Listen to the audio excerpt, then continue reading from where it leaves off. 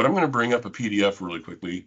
Apologize for the quick transition here, which will show you how this is done. And of course, the screen share toggle got in the way. So the basics of how IUL works, and I'm not going to belabor this too much, but a lot of folks wonder why they're able to do that. So let's say that the company has $1,000 worth of premium. They take 950 of that 1,000 and put it into their general portfolio, knowing that their fixed rates are going to get them back to 1,000. That's how they're able to guarantee to the client that they do not lose. So worst case scenario, markets go down, the 950 goes back to 1,000. But they take that other $50 and invest that into various options, puts, calls, all that stuff that's beyond my pay grade. They will get into those options with that. And so that's why in an up market, that 50 will suddenly shoot up significantly based off of what happens with the market. Now, great, that's the case for everyone. I'm going to go back to the actual presentation here and show you something. So there's, in the verbiage of how that works. Index interest is credited based on that chosen method, but Allianz actually has their own trading desk and does all of their own hedging. And why is that important? Well, all the insurance companies out there pretty much have to go through some form of investment bank to handle those trades on those puts and calls and options and such. As such, there's a fee. The big investment banks aren't doing that for free. They're doing it to make a living. Gosh, it's been, I want to say 20 years ago, something like that, 10, 20 years ago, that Allianz decided to bring that all in-house. And now they do all of their own trading and hedging internally.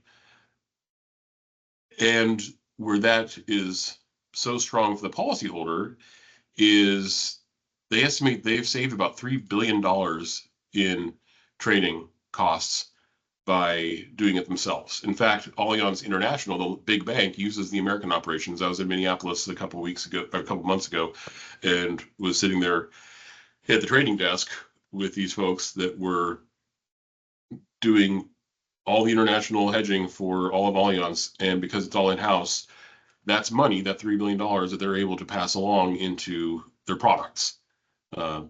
Again, pretty big game changer when you can take that layer of fees. One of the things that people look at is the underlying cost in life insurance, and as little drag is what I call it, as little drag as there is on the growth from fees, there we go. Now, so that is not a fee that is passed on officially inside of an insurance policy, but it comes out in less crediting, lower participation rates, lower cap rates, because the carrier obviously has to be made whole as well.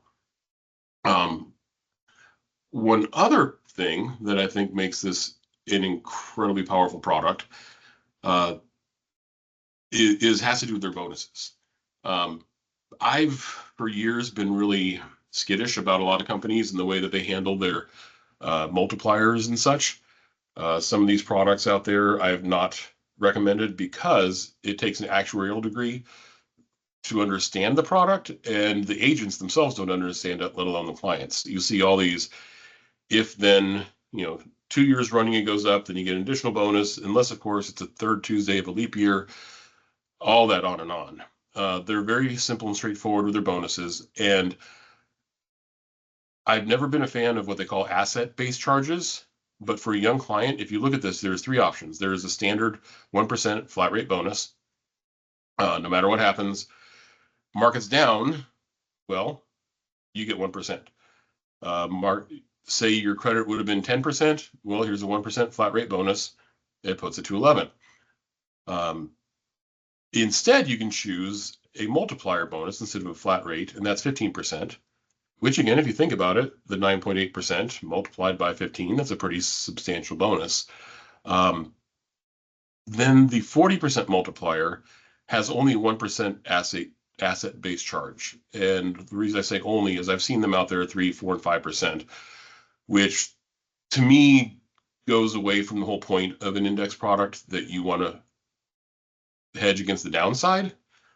Well, if you're going to lose 3, 4, 5% on the downside, then you don't really have a fixed type of product.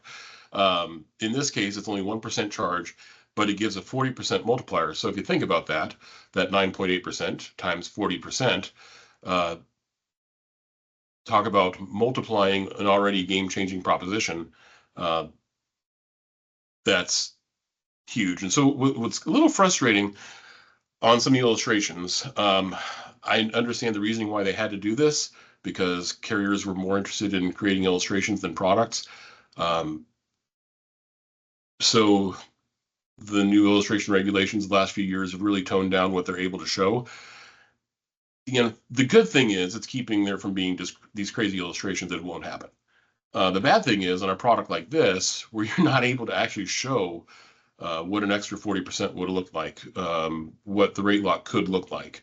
It does hamstring them a bit, but they still look really good in the illustrations, and I would say your best chance of having your highest upside, while still being a fixed product, not variable. Here's a for instance using the various bonus allocations. This is on their S&P futures account.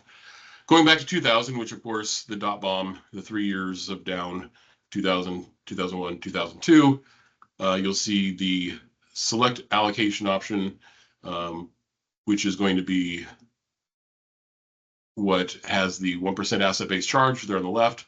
The middle is the regular 15% bonus, and the right is your straight up 1% bonus, and how those would have looked over the years. So stay on the right side. Okay, cool. During the down years, where you see the index return in 2000 is 15 down, 2001 down 17, 2002 down 23. In those years, they're still getting 1%. Now let's go over to the middle one. Well, 15% bonus on 0. Well, that's still 0. You didn't get the 1, but you're making up for it later when we get to the further returns. And of course, where I mentioned about losing during down years, with that asset-based charge, the amount of money that's in that allocation does go down by 1%. However, look at 2003. We're up 21% on the far right, 23 in the middle, and 25 on the left. So that 40% bonus really kicked in strongly. So over time, that's why I say for a younger person, you're 30, 40 something year old, you start getting somebody into their 50s.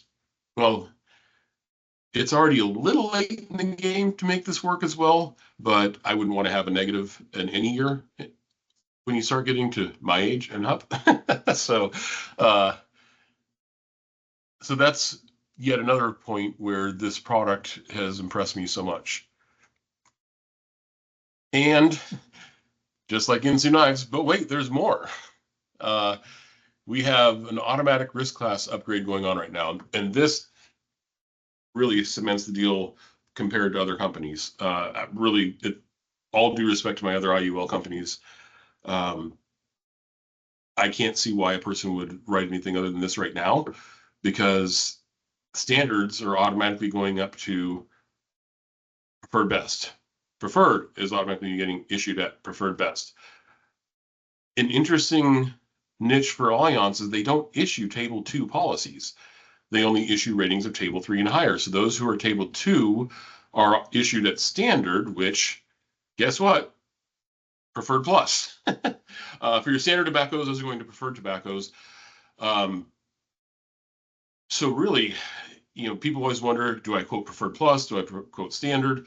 On these types of sales, when you're doing a LERP, the point is not going to be to keep it cheap anyway. The LERP, you're about putting as much premium as you can in. Well, it's still life insurance, and at a preferred plus, that's going to have a higher amount of life insurance that they're able to get for really a net on the cost, because it's lower cost per thousand.